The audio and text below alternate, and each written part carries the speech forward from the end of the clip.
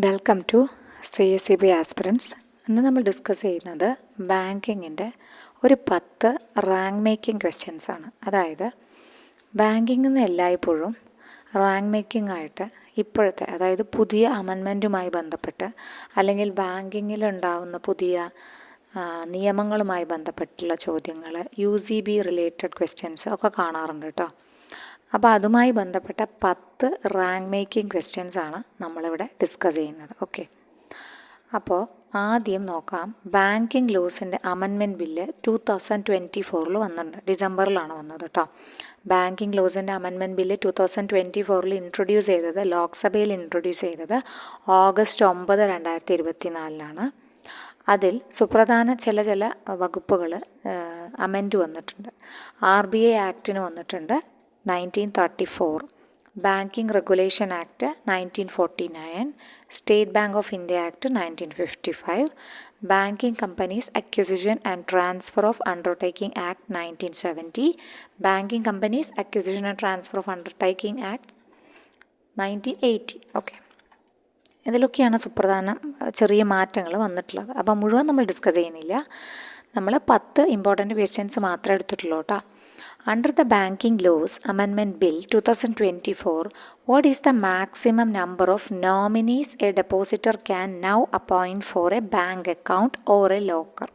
It's also അത് bank അക്കൗണ്ടിനും ലോക്കറിനും മാത്രമല്ല, FD പോലത്തെ എല്ലാറ്റിനും അവൈലബിൾ ആണ് കേട്ടോ. അപ്പോൾ എത്ര നോമിനീസാണ് ഇപ്പോൾ പ്രസൻ്റ്ലി അപ്പോയിൻറ്റ് ചെയ്യാൻ പറ്റുക എന്നാണ് ചോദ്യം. എത്ര നോമിനീസാണ്? ഓപ്ഷൻസ് കൊടുത്തിട്ടുണ്ട്. 1, 2, 3, 4 ഓപ്ഷൻസ് കൊടുത്തിട്ടുള്ളത്. 4 നോമിനീസാണ് ഇപ്പോഴത്തെ ഒരു കണ്ടീഷനിൽ നമുക്ക് കൊടുക്കാൻ പറ്റുക കേട്ടോ. ഓക്കെ, ഇനി അടുത്തത് പറയുന്നത് threshold for defining substantial interest in a company concerning bank directors has been increased. 5 ലക്ഷത്തിൽ നിന്നും എത്രയാക്കി ഉയർത്തി? ത്രെഷോൾഡ് സബ്സ്റ്റാൻഷ്യൽ ഇൻട്രസ്റ്റിൻ്റെ റേറ്റ് ഓക്കെ എത്ര ലക്ഷമാക്കി ഉയർത്തിയിട്ടുണ്ട് എന്നാണ് ചോദ്യം. അത് 2 കോടിയാക്കിയിട്ടുണ്ട് കേട്ടോ. ഓക്കെ, 2 crores ആണ് പ്രസൻ്റ്ലി. നെക്സ്റ്റ് പറയുന്നത് as per the 2024 amendment the tenure of directors excluding the chairman and whole time directors. ഇത് ഓൾ കോപ്പറേറ്റീവ് സൊസൈറ്റീസിന് സെൻട്രൽ ഗവൺമെൻറ് ഉള്ള ഒരു മാറ്റമാണ്. നമ്മുടെ KCS ആക്റ്റുമായിട്ട് ഇതിന് യാതൊരു ബന്ധമില്ല കേട്ടോ. ആസ് പെർ ദ 2024 അമെൻമെൻറ്റ്, ആ അമെൻമെൻറ്റ് അല്ല ഇവിടെ പറയുന്നത്. ഇത് ബാങ്കിങ്ങിൻ്റെ അമെൻമെൻ്റ് ആണ് കേട്ടോ. 2024 നമ്മുടെ അമെൻമെൻ്റ് അല്ല, KCS ആക്ട് അമെൻമെൻ്റ് അല്ല. സോ കൺഫ്യൂസ് ചെയ്യരുത്. As per 2024 amendment the tenure of directors excluding ചെയർമാനും ഓൾ ടൈം ഡയറക്ടേഴ്സും എക്സ്ക്ലൂഡ് ആക്കിയിട്ട് കോപ്പറേറ്റീവ് ബാങ്കിൻ്റെ എക്സ്റ്റെൻഡ് ചെയ്തു. 8 വർഷത്തിൽ നിന്നും എത്രയായിട്ടാണ് എക്സ്റ്റെൻഡ് ചെയ്തത് എന്നാണ് ചോദ്യം. 8 വർഷത്തിൽ നിന്നും 10 വർഷമാക്കി ഉയർത്തിയിട്ടുണ്ട് കേട്ടോ. ഓക്കെ, നെക്സ്റ്റ് വന്നിട്ട് the banking laws amendment bill 2024 redefines the term fortnight. അതിനെ ഒന്നും കൂടി റീഡിഫൈൻ ചെയ്തു. ഫോർട്ട്നൈറ്റ് എന്ന വാക്ക് ബാങ്കിങ്ങിൽ നോർമലി യൂസ് ചെയ്യാറുള്ളതാണ്. For cash reserve maintenance എങ്ങനെയാണെന്നാണ്.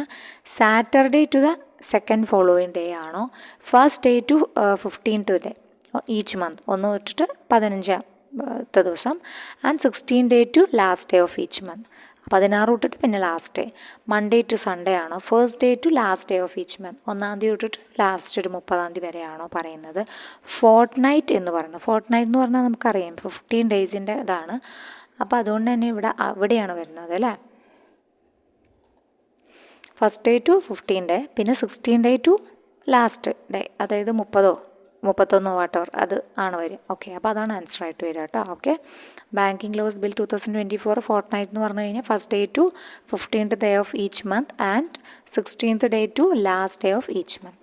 Okay, ഇനി 5ാമത്തെ ചോദ്യം. The 2024 amendment allows directors of central cooperative ബാങ്കിൻ്റെ കേസാണ് പറഞ്ഞത് to serve on the boards of state cooperative banks under what condition. അതായത് ഓൾ ഇന്ത്യയിൽ നമ്മുടെ KCS നമുക്കാണ് എന്താ പറയുക മാറ്റങ്ങളൊക്കെ വന്നിട്ടുള്ളത്. അപ്പം സെൻട്രൽ കോപ്പറേറ്റീവ് ബാങ്ക്സും സ്റ്റേറ്റ് കോപ്പറേറ്റീവ് ബാങ്ക്സൊക്കെ പല പല സംസ്ഥാനങ്ങളിലും വർക്ക് ചെയ്യുന്നുണ്ട്. സോ നമുക്കാണ് ലയിച്ച് ഒന്നായത്, DCB ഇല്ലാത്തത്. ഓക്കെ, ഇത് മൊത്തത്തിലാണ് പറഞ്ഞത് കേട്ടോ.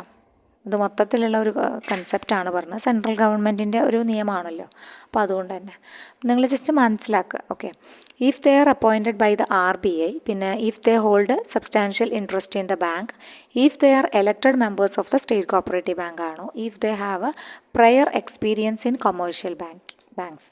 എന്താണ് ഒരു board of state cooperative bank, ഏത് കണ്ടീഷനിലുള്ളതാണെന്നാണ് പറയുന്നത്. ഓക്കെ, അപ്പോൾ ഇവിടെ പറയുന്നത് if they are elected members of the state cooperative bank ആവണം എന്നാണ് പറയുന്നത്. ഓക്കെ, നെക്സ്റ്റ് വന്നിട്ട് what is the maximum number of nominees allowed four A bank locker. ഈ ബാങ്ക് ലോക്കറും 4 തന്നെയാണ് കേട്ടോ, നമ്മൾ നേരത്തെ പറഞ്ഞില്ലേ, അത് തന്നെയാണ് ബാങ്ക് ലോക്കറിനും വരുന്നത്. 4 നോമിനീസിനെയാണ് വെക്കാൻ പറ്റുക. ഓക്കെ, ഇനി അടുത്തത് the recent amendments propose transferring unclaimed fund. ഇത് വളരെ ഇമ്പോർട്ടൻ്റ് ആണ് കേട്ടോ, ചോദിക്കാൻ വളരെ സാധ്യതയുള്ള ക്വസ്റ്റ്യനാണ്. റീസെൻറ്റ് അമെൻമെൻറ്റ് പ്രകാരം അൺക്ലെയിംഡ് ഡെപ്പോസിറ്റ് ഫണ്ടുകൾ നിങ്ങൾക്കറിയാം അല്ലേ, സേഫ് ഗാർഡ് ഇൻവെസ്റ്ററിൻ്റെ ഇൻട്രസ്റ്റ് സംരക്ഷിക്കാൻ ഏത് ഫണ്ടിലേക്കാണ് ട്രാൻസ്ഫർ ചെയ്യുന്നത്. അപ്പോൾ നാഷണൽ ഇൻവെസ്റ്റ്മെൻറ്റ് ഫണ്ടാണോ, ഇൻവെസ്റ്റർ എഡ്യൂക്കേഷൻ ആൻഡ് പ്രൊട്ടക്ഷൻ ഫണ്ടാണോ, കൺസോളിഡേറ്റഡ് ഫണ്ട് ഓഫ് ഇന്ത്യ ആണോ, കണ്ടിൻജൻസി ഫണ്ടാണോ? അപ്പോൾ അതിൻ്റെ ഉത്തരം ഇതാണ് കേട്ടോ. ഇതിൻ്റെ ഫുൾ ഫോം ഒന്ന് നന്നായി നോക്കി വെച്ചോളൂ, ചോദിക്കാൻ ചിലപ്പോൾ സാധ്യതയുള്ള ചോദ്യമാണ്. Investor education and protection fund എന്നാണ് അതിനെ പറയുക. ഇപ്പോൾ അൺക്ലെയിംഡ് ഡെപ്പോസിറ്റ് ഫണ്ടുകൾ, അൺക്ലെയിംഡ് ഫണ്ടുകളാണ് കേട്ടോ ട്രാൻസ്ഫർ ചെയ്യുന്നത്.